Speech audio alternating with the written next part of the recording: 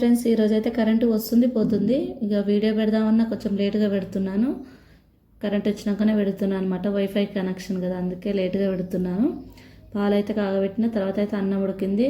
తర్వాత అయితే రాగి జావ చేసుకొని తాగినాము.